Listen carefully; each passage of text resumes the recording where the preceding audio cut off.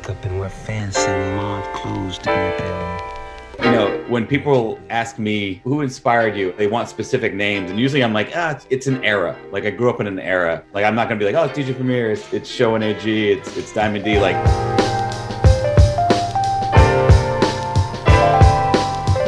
when I really step back and think about it, and think about what I do and how I kind of view music, it's Prince Paul is the name that comes to mind.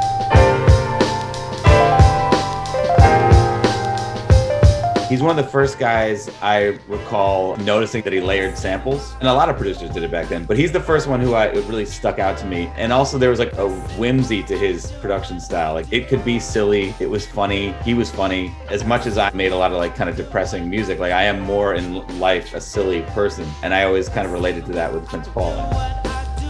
He's pulled samples from all sorts of different genres. His sound has been versatile, and he's a guy that I think of as a foundational influence on me as far as what I do now. Even if I've really never made music that sounds a lot like his music, he's what I would strive to be like. When I was younger, he was a guiding source back then. And then when I listened to his, he had the podcast with Open Mike Eagle. I did a podcast with him this year, 12 episodes, where we interviewed him about his career. Well, first thing I do is, me and Dan, we talk about it. We're like, okay, you're handsome in Moscow. What are we going to do?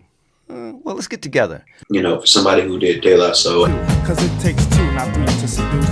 My destiny of love is brought to an apex. Sex is a meal. So Handsome Boy, Modeling School. Without your sunshine. Everybody's been wondering where you've been, and now that we know what happened. He won Grammys working for Chris Rock. Give me any woman just as long as she's white. Why, bitch? On his albums, I just think he's a fantastically talented and storied producer who's done some amazing things. And I feel like he's so underrated and undervalued in our society. So if I ever have any accolades to give out, I'd like to throw them his way. Infinite infantry, space text, banana clips, skin penetration, directions, information. Roll up your knuckles, get blasted in your fingertips.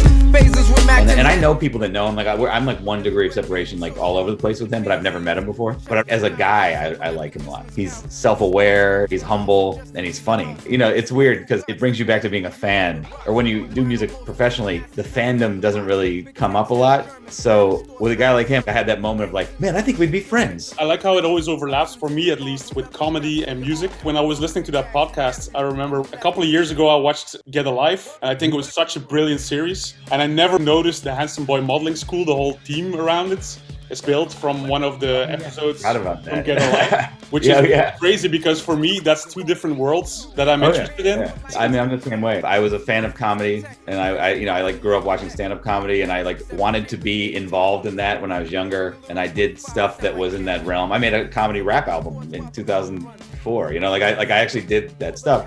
When I see people that have that kind of mindset, there's something inherently relatable for me. De La Soul is dead. The skits are funny on that. I mean, like, granted, I don't want to sit around and listen to skits, and like Prince Paul is like the god of skits, but he made listenable skits, which was a thing.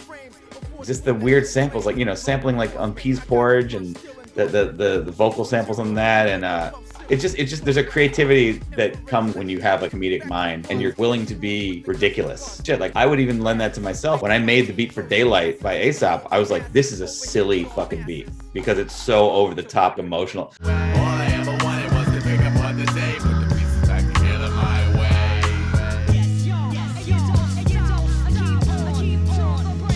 I made it and I was like, Jesus Christ, this beat. If people are allowing themselves to be vulnerable enough to allow that in. Which specific song would you recommend them checking out first? If they don't know who he is? When it comes to Prince Paul specific, of course. I would say for an album, De La Soul is Dead.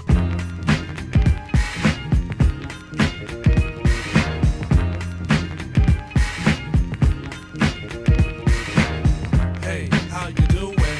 Sorry I can't get through. Why don't you leave your name and your number, and I'll get back to you. And you have to hear him in an album form because he does skits and all that stuff.